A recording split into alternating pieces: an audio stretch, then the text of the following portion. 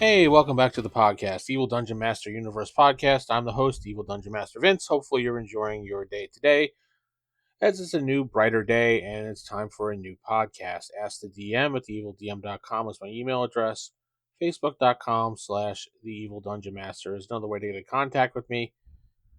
Anyway, on to today's show. I was talking to a couple people on Twitter yesterday, or X, what friggin' wants to be called these days. And we were discussing the issue of random encounters and random, yeah, wandering monsters, random encounters. That's what it was called. And a lot of people who play more modern editions, and I'm not just saying fifth. When I say more modern, I'm talking about post 2000. We're talking more of 3.5 Pathfinder, D&D 4 or 5. And a lot of them were on the opinion side of the column that wandering monsters random encounters are annoying and they break the game. As far as the immersion into the game, that ruins the story. It's just annoying to them. And I had to think, why would they think this? And that's just doesn't make any sense because I guess because I've been playing since the original editions of basic D&D and stuff like that. Can't say I played the Little Brown Books. I've never actually played that edition. I have copies of it, not original ones, but I have copies of it. Just never played it. Never came across my radar. Or I've never played Dave Arneson's Blackmore as well either. I do have a copy of that, but didn't come across the radar. The wandering monsters I've always liked for the simple fact because it adds a little mystery to the game and takes it out of the normal wash, repeat, rinse type cycle of just go here, go there, go here, go there, find this, find that, and then there's no interruption in the middle.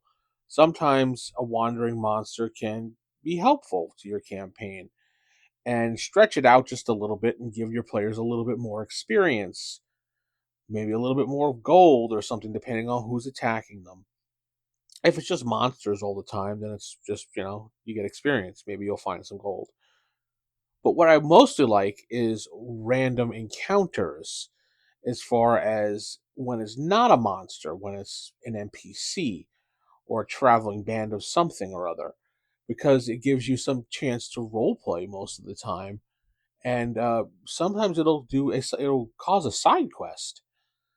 Like I've had many times, my players will be camping for the night, and sometimes a random NPC will come show up out of nowhere in the morning when I'm rolling for random encounters, and this random NPC may be someone troubled and may need a little help. And generally, PCs are supposed to be good. And when you're playing good characters, you generally will help people, regardless of what the situation is. And if there's some monetary reward in it, all the better. Kind of sick of people playing good characters and being like, well, we're on a mission already, and I'm playing a dark, brooding character, and that character doesn't want to be bothered with that's not how good characters work. That's evil characters that don't care. Good characters in Dungeons and Dragons are supposed to be heroes. And if the situation is bleak, obviously, if they're on a dire mission to go find something, yeah. If it's a world ending event, they might say to this person, we'll look along the way, but we can't promise anything because, we're doing this or that. But generally, if you have these random things, it adds a little bit of flavor to the campaign, I think. And I like putting these kind of charts together. It definitely adds flavor to my game. And that's what I like about solo role playing when it has random events. It's kind of like your random wandering monster or your random NPC showing up, because you never know what is going to happen, and that sometimes people find that annoying and they don't want to use that mechanic. And I think it's something that died along the way when it came to playing later editions. Now, I was in third edition as far as I remember. Haven't played Pathfinder in a long time, and I remember when I played fifth edition for a little bit, there wasn't very many wandering monsters, or the notion of bringing wandering monsters into a 5e game. I always added it in, and players were always interested when they've never played anything else but 5e. Were like, why are there so many random monsters? I'm like, well, that's how D&D works. You don't just go from point A to point B and not think that something's going to happen along the way. Just like, and I hate to say it, just like in real life, generally, if you're going from point A to point B, yeah, sure, maybe nothing's really going to happen if it's a short distance, but a long travel, a random event's going to happen. A tire blows out if you're driving, or maybe you have to stop to go to the bathroom and you find some interesting thing along the way. There's always something random that's going to happen that's going to take you away from what's going on. And I think that makes trips more interesting when you do those things. I know it was just a short conversation that I had with a few people, and it kind of just, I guess, just bothered me the simple fact that they were like, no, random encounters and wandering monsters are dumb. It takes away from the adventure.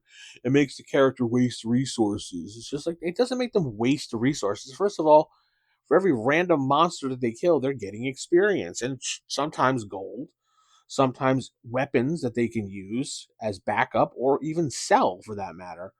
So it's not just a waste of time. I don't know. I'm in the impression I like that. I don't know what you think out there. This is a kind of a question I'm throwing out there to everyone to answer what they do, what they think about random encounters and wandering monsters. Do they want to see those things in your campaign? Could you not be bothered about those things in your campaign? I don't know. I want to know what you think about that. Tell me in the comments on youtube.com/the evil dungeon master. You can always send me an email, hit me up on Twitter, go to my website, theevildm.com, and you can leave a comment there. Spotify, you can generally put in, if you have a Spotify account, where it says, what do you think about this episode? You can answer right there. Just put a comment there. Or you can leave a voicemail when you go to Spotify as well. Or go right to my website. There's a space to do a voicemail where you just have to have your headset or whatever, or phone ready to go with a microphone, which generally all phones have. I'm going to head out. Keep it original. Keep it old school. Good night. God bless. Remember, no drama, no clickbait, all gaming on this channel. Good night and God bless.